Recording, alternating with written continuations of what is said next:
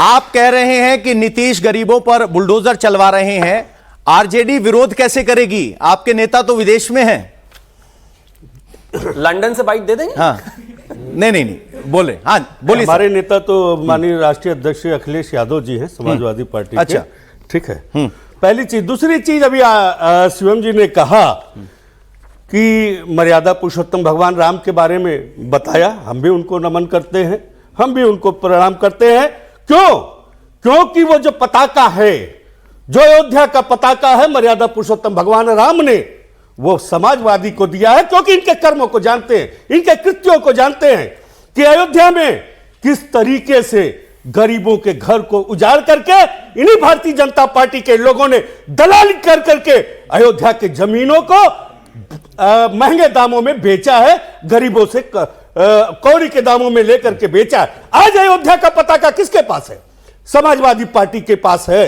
Samajwadi party का ही वहां पर जो है संसद सदस्य है।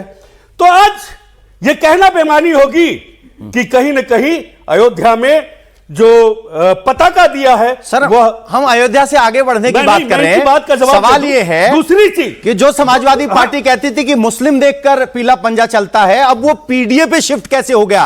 वो हिंदू मुस्लिम करने में नुकसान हो जा रहा है कुछ। नवंबर 2024 में जब सुप्रीम कोर्ट का डिसीजन आया तो सुप्रीम कोर्ट ने कहा था कि किसी के भी घर की संरचना को गिराने से पहले कानूनी प्रक्रिया को का पालन करना होगा। लेकिन भारतीय जनता पार्टी क्या कर रही है?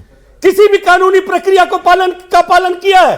किसी के घर गिरा दे रहे। और घर किसके गिराए जा रहे हैं? अडानी अंबानी के नहीं गिराए जा रहे हैं। किसके गिराए जा रहे हैं? गरीबों के गिराए जा रहे हैं, दलितों के गिराए जा रहे हैं, पिछड़ों के गिराए जा रहे हैं, अल्पसंख्यक के गिराए जा रहे हैं। इस तरह की रवैया ये भारतीय जनता पार्टी का है। और मैं कह सकता हूं कि पीडीए के साथ जिस तरीके का अमानवीय व्यवहार भारतीय जनता पार्टी कर रही है, आने वाले समय में इसके लिए घातक होगा।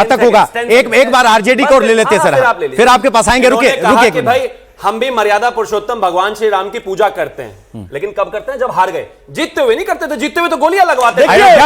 अयोध्या में जीते हैं गुरुजी। अभी रुक जाइए, एक सेकेंड। हम घोषणा नहीं करते। मर्यादा पुरुषोत्तम भगवान राम के नाम पर भगवान राम को बेचने का काम नहीं करते। अयोध्या जीते हैं वही करता है। कौन नहीं पूजा करता? बताइए। करके बोले नहीं, शिवम एक बात बताइए, आप कह रहे हो हारने के बाद जिसने पूरे पेपर में लोकसभा तैयारी में नहीं करी, समाजवादी पार्टी तो राम राम राम राम राम राम पास नहीं होने वाले। जिसका पास डिग्री नहीं है वो बात करेंगे। आज तक डिग्री का पता नहीं चला। ये बात करते एग्जाम की, ये बात करते पास करने। शिवम, डिग्री तो बताओ। शिवम, डिग्री तो दिखाओ। एक सेकंड। अरे गुरुजी, मैं आपके पक्ष में बोल रहा हूं। शिवम, अयोध्या ये जीते, लोकसभा में इन्होंने शानदार प्रदर्शन किया। अब अगर ये राम कर रहे हैं तो इसको चिढ़ाने की क्या बात है? सम्मान कीजिए, राम की लाइन पे आगे धूल चटाया है। सर सुन लीजिए, अब सुन लीजिए। मर्यादा पुरुषोत्तम भगवान श्री राम का आपके घर में मंदिर होगा? हाँ। उनका असर क्या सिर्फ आपके घर के मंदिर में ही चलता है क्या? कहीं और नहीं चलता? मर्यादा पुरुषोत्तम भगवान श्री राम सिर्फ अयोध्या में है क्या भाई? पूरे देश में है। सरकार देश में हमारी है, राज्य में हमारी है, 19 राज्यों में हम हैं, देश में हम हैं, 15 साल से हम हैं। नहीं, राम का आशीर्वाद मिल रहा है।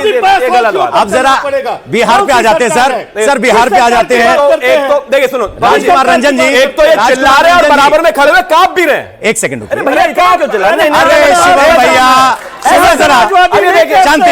ये समाजवादी नेताजी, अरे नेताजी रुकिए जरा, शांति। रंजन साहब, यहां जब यूपी में बुलडोजर चलता है तो पहले ढूंढ के लाया गया कि भाई मुसलमानों के खिलाफ चलता है, फिर कहा गया कि पीडीए के खिलाफ चल रहा है। तो आरजेडी बिहार के बुलडोजर में क्या पा रही है? किसके खिलाफ चल रहा है? और आरजेडी इस बुलडोजर एक्शन पर कहां खड़ी है? पवन जी, बिहार का चुनाव का परिणाम आए हुए अभी 1 महीना भी नहीं हुआ है। बिहार के चुनाव के समय सत्ताधारी पार्टियों ने जो वायदे किए थे, वह वायदे किए थे कि हम बेरोजगारों को नौकरी देंगे, जिसके पास मकान नहीं है उसे मकान देंगे, हम वह कार्य करेंगे जो विकासोन्मुख होगा। विकास के नाम पर नीतीश की जो पिछली सरकार थी वह वर्तमान सरकार उसी पर टिकी, लोगों ने वोट दिए। ये अलग बात है कि वोट खरीदे गए, 10-10 हज़ार रुपया जो चुनाव के बीच में दिए गए। चुनाव आयोग उस पर चुप्पी साध रखी थी, उसके कारण इनको परिणाम मिला और चुनाव जीतकर लोकतांत्रिक व्यवस्था में सरकार बनाए। सरकार बनते ही इन्होंने वह कार्य कर रहे हैं जो जनता विरोधी है।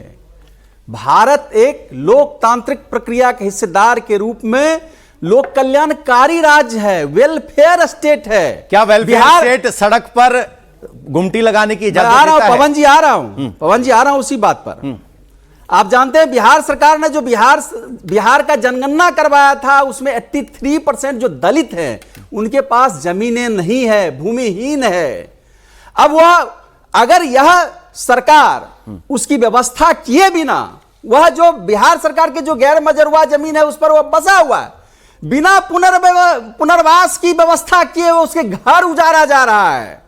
यह कौन सी व्यवस्था है? कैसी राज सरकार है? श्वेता प्रिया जी, फासिस्टवादी प्रवृत्ति है। कहा गया था कि नीतीश जी लैंडलेस को जमीन देंगे, बाकायदा 2 डिसमिल का वादा किया गया था, रोजगार के लिए 10,000 का वादा था।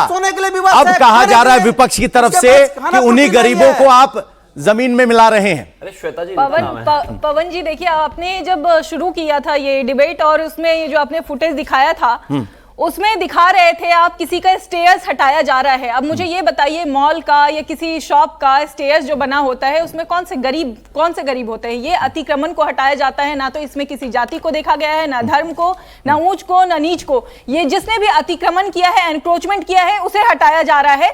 और ये रूल ऑफ लॉ है। जहां पे आपने अभी वेलफेयर की बात की है, सिर्फ आप वेलफेयर किन चीजों को जानते हैं? सड़क पे आपने स्ट्रीट वेंडर्स या वेंडर्स खड़े हो जाते हैं, उसको आप वेलफेयर समझते हैं। जहां पे स्ट्रीट वेंडर्स का रूल होता है, स्ट्रीट वेंडर्स का, जिसका दुकान उजाड़ा जा रहा है, क्या रूल नहीं है?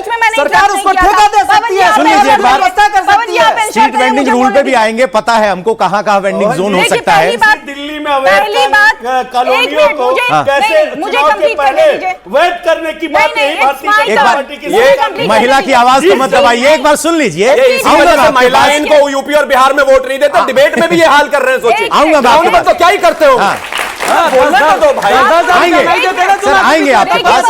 एक